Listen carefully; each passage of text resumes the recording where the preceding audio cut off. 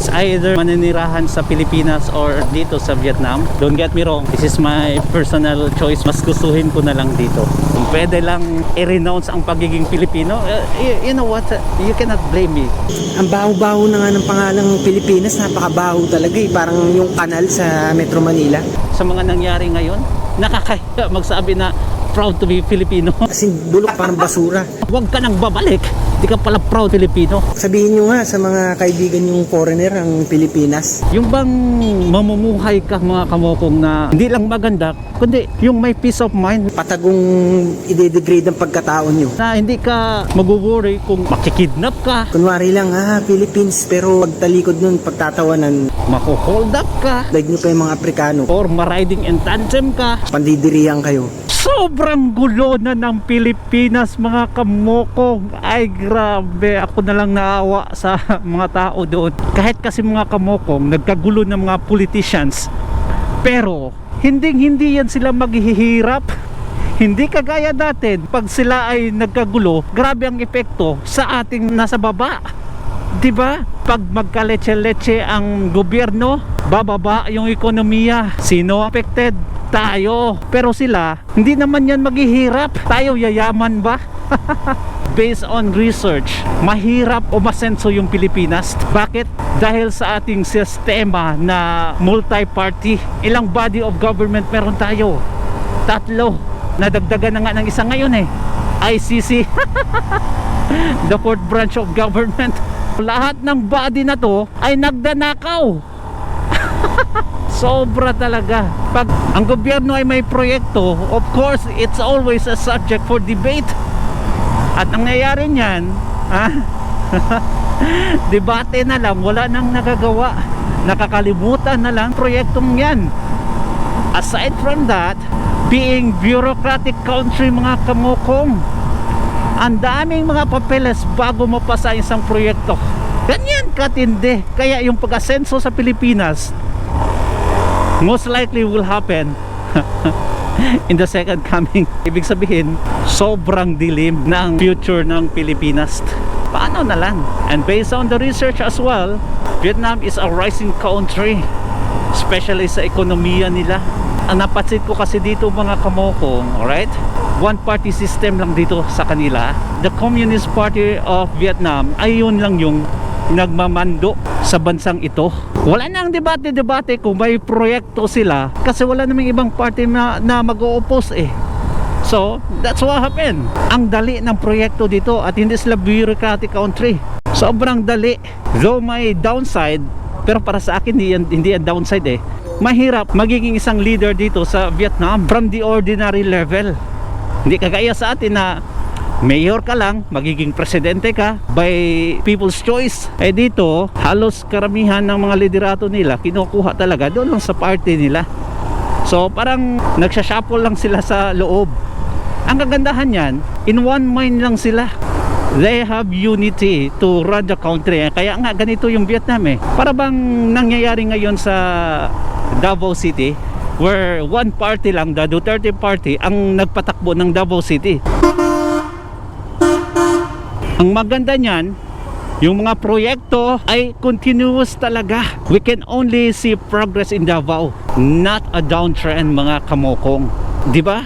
Ang ganda ng ganyang sistema. In general kasi sa atin, pagkatapos ng term na to, iba na naman ang sasalo. Lahat ng mga proyekto ng previous administration, especially kung kalaban sila, ay talagang ipapahinto yan or hindi bigyan ng budget. Tapos ang susunod na administration na naman na kalaban nila, ay gano'n naman ang gagawin. Hindi ipagpatuloy yung proyekto nila. So, kung may progress man sa atin, very, very slow. Yan ang totoo. Overtakein nyo naman ako. Sige na. Good. Oh, sugar. Ang lalim. Yun lang. Napag-usapan natin last time na bihira lang talaga dito ang shootout or krimen using firearms. Kasi nga binabawal, close to non-existent dito ang pag-o-own ng firearms mga kamokong. Kung may patayan man dito or anong mga krimen, usually kutsilyo. Pero napakabihira na may patayang nangyayari dito mga kamukong. But I would not say perfect. Mas natatakot pa sila dito sa snatching kaysa heinous crime or something like that mga kamukong. Now kung ako ang papapiliin, maninirahan sa Pilipinas or dito sa Vietnam, don't get me wrong, this is my personal choice mga kamukong. Mas gustuhin ko na lang dito, trust me. Napaka safe, at least para sa experience ko, safe ang Vietnam, especially dito sa northern part. Sobrang safe. Kung pwede lang i-renounce ang pagiging Pilipino, you know what, you cannot blame me sa mga nangyari ngayon. Nakakaya magsabi na proud to be Filipino. You know, the government has done nothing but negative things. How can you be proud of it mga kamukong? So forgive me by saying this na mas gustuhin ko pang manirahan na lang dito. If I can only apply for citizenship, I would gladly apply mga kamukong. May isang kamukong natin na nag-comment sa isang post na kung grabe nakakayos ng Pilipinas, sabi niya hanggang andyan pa si Bangag, hindi na lang ako babalik sa Pilipinas, dito na lang ako manirahan sa Kuwait. At ang daming mga nagalit sa kanya mga kamukong sa comment section na kuno, wag ka nang babalik, di ka pala proud as a Filipino. Hindi nila alam yung mga taong nag-comment naman mga kamukong, yun yung taong never nilang na-experience na lumabas. Hindi nila na-compare ang Pilipinas sa ibang bansa, kaya nasasabi nila yun. Pero once they would experience going out, kung gaano kaganda ang ibang bansa compare sa nangyayari ngayon sa Pilipinas, they would start thinking mga kadatis, or maybe even realize na tama palang pinagsasabi ng ating kababayan. Comment down below kung totoo mga kamukong. Only the OFWs or the travelers can understand us. It's just so sad to think na, na once na minahal mong Pilipinas, pwede mo na lang ipagpalit sa ibang bansa dahil sa nangyayari ngayon. Very sad. As much as possible, ayaw mong ipagpalit ang Pilipinas sa ibang bansa kasi dyan ka inuluwal. At yung mga memories mo, buong buhay mo, or half of your life, nasa Pilipinas. Kaya kahit gaano ka mali, or kahit gaano ka worse ang Pilipinas, natutunan mong mahalin. Pero once you go out and experience na, ay nako, may magaganda palang mga lugar na dapat ma-experience natin mga kamukong. Hindi puro na lang panggigipit ng gobyerno sa ordinaryong mga Pilipinos. No. May mga bansa pala na, nako, mapapatanong ka na lang bakit hindi natin na-experience yung na-experience nila? So instead na going back, if you have the chance or you can choose, ay manatili ka na lang sa ibang bansa. Diba? Why continue on suffering na pwede palang mamuhay ng maganda? Sadly, outside the Philippines nga lang. Pero nung sa panahon ni Tatay Digong, nako, mas gusto ko na nga umuwi bilang OFW that time mga kamukong. So, you cannot say. At hindi ako makakapagsalita ng patapos na talagang dito na ako. Obviously, I cannot do that. Hindi naman din sila tumatanggap dito. So I can only say that because of what I have experienced. Nung sa ilan ako, naiwan ko yung susi ng motor ko, magdamag to my surprise, andun pa rin. Nawala yung cellphone ng kasama ko, naiwan. And you know what, andun pa rin yung binalikan niya. Ganyan katindi. At may similarities sila dito sa Vietnam. Yung bang mamumuhay ka mga kamukong na hindi lang maganda, kundi yung may peace of mind na hindi ka mag-worry kung makikidnap ka, mako-hold up ka, or ma-riding in tandem ka, o kaya isa kang businessman tapos papatayin ka dahil lang sa jealousy, masasabi mo na I would rather stay here than going back to the Philippines. Di ba? Tapos here comes John Vic Remulla. Sinabi niya bumaba na daw ang krimen sa Pilipinas by 80% from 2014. Can you imagine that? 20% na lang na delikado sa Pilipinas. Sabi nga sa isang kanta, you say it best when you say nothing at all. Mas maganda pang manahimik ka na lang, John Vic, kasi mas maganda pang sinasabi mo. Di ba? In silence. Sinabi ko na din yan sa isang vlog natin, mga kamukong. It is not for you to say the Philippines is safe now. It is the Filipino citizens that would say, oh, finally safe na ang Pilipinas. Huwag mong ipagmalaki yung sarili mo na may nagawa kang maganda bilang DILG. Wala naman. Ay nako, nakakairita talaga, mga kamukong. Sobrang disappoint ang Pilipinas. Ang downside lang, mga kamukong, parang every hour, rush hour. Sobrang dami ng sasakyan dito. Grabe. It took me lots of months, even years, mga kamukong, na huminahon, magiging calm sa pag-drive ng motorsiklo. Trust me, ngayon lang ako parang so confident na mag-drive kahit amidst sa traffic. Ewan ko nawala na siya, pero bago lang. Usually pag nagmumotor ako, grabe, nasa stress talaga ako, like every time nakaka-stress talaga. Tapos yung kaba ng dibdib mo, nako, sobra. Pero ngayon kahit dikitan, wala nang kaba. Ewan ko, nawala lang siya ng pinakalit. Tingnan nyo naman, kadami ng sasakyan, diba? Hindi pa to city, sobrang layo pa sa city. Outskirt nga ito outskirt ng Hanoi. Pero look at that, so many vehicles, so many.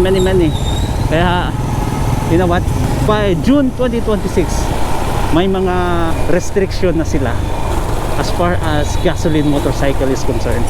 Nako, atay, they are slowly transitioning, mga kamoko, sa pagiging electric, dahil isa sa mga reasons nila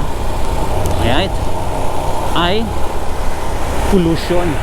Ang Vietnam kasi, mga kamokong, kung hindi nyo pa alam, has the worst air quality sa buong mundo. Yun nga lang, kasi sa sobrang dami ng sasakyan. At isa pa, malasan yung traffic nila. So, di ba? Hitting two birds in one stone, mga kamokong. Ito nga lang, ewan ko paano nila i-implement to, kasi sobrang hirap. Ang daming mga gasoline vehicles dito, motorcycles. So paano nila, saan nila ilalagay itong mga to? Diba? I have noticed here, mga kamukong, sa isang pamilya composed of 4 persons, okay, nasa 3 yung motorcycle nila dito, hindi pa kasama yung sasakyan, kotse. Can you imagine that? Ang iba nga, sobra pa ganyan kadami. Now, may mga area sa Hanoi na hindi na pwede papasok itong mga ganitong sasakyan, katulad nito. Oh no, puhulihin na at i-impound ng motor na dadaan doon, especially doon sa Old Quarter, kung saan sinasabi nilang walking street ng Hanoi. Nako, so 1 PM. Sobrang sad, mga kamukong, na hindi pa nag 5 months sa akin to. Yun nga lang, pero it has a great effect for sure. Ang dami ng electric vehicle, mga kamukong. Siguro alam nyo naman yung VinFast, di ba? Diyan sa Pilipinas, dito yan galing. Ngayon nga may reklamo yung VinFast Sabi ng VinFast Vietnam, kasi may mga investment sila sa Pilipinas. Sabi nila, why is it so hard to process documents para sa mga charging station? As much as possible mga kamukong, ha? As many as they can, maglalagay sila ng charging station na VinFast sa Pilipinas para may encourage yung mga Pilipino na bibili ng electric vehicle, kasi anywhere they go may makikita silang charging station, and that would be good for business, sabi ng VinFast. We have been processing for so long daw. Ito, kukuha ka dito ng papeles, tapos i-refer ka na naman, tapos pababalikin ka na naman, parang ganun mga natin. Sabi nila, it's bureaucracy. Totoo naman talaga, we are bureaucratic country na kung saan dadaan pa sa ilang departamento para mag-process lang business permit or anything. Ganyan katindi ang Pilipinas. Ang sabi doon sa comment section, kasi sa Facebook nila pinost, lagyan nyo kasi, hindi nyo alam yung laruan ng politika sa Pilipinas. Lagyan nyo naman. Dalawa lang yan mga kamukong. Kulang ng lagay, kaya ang tagal ng proseso, or may humaharang. Ang mga gasoline company mga kamukong ay talagang hinaharangan ng mga ganyan, mga oligarchy sa Pilipinas. Ayaw nila kasi na aasenso tayo. Gusto nila bahala lugmok yung Pilipinas basta sila mananatiling mayaman or even richer mga kamukong. Ganyan kasi ang mentality ng mga Filipino politicians and oligarchs. Gusto nilang kontrolin, di ba? Kaya galit na galit sila sa mga Duterte. Sobrang daming mga oligarchy ang natamahaan sa panahon ni Tatay Digong. Kaya ngayon bumabawi sila. Anyway, so much for that. We are here. Magkita-kita tayo sa sunod na kabanata ng ating Moto Politico. Salamat sa pag-like and subscribe mga kamukong. Please comment down below at basahin natin yan. Ingat kayo palagi sa inyong buhay. Bye bye.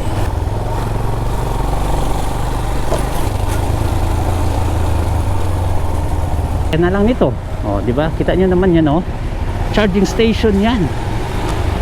VinFast charging station. Yan. Ang dami yan dito. Kaya, ayan, may encourage talaga sila na bumili ng electric vehicle na. At ito naman, mga sasakyan ang naka-charge dito. Di ba? Yan. Mga VinFast vehicle. Yan. Di ba? Ganyan sila katindi. Activate later.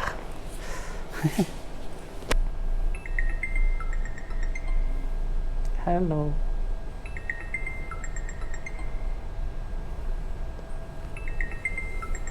Hello. Wala ang sumasagot. Cancel.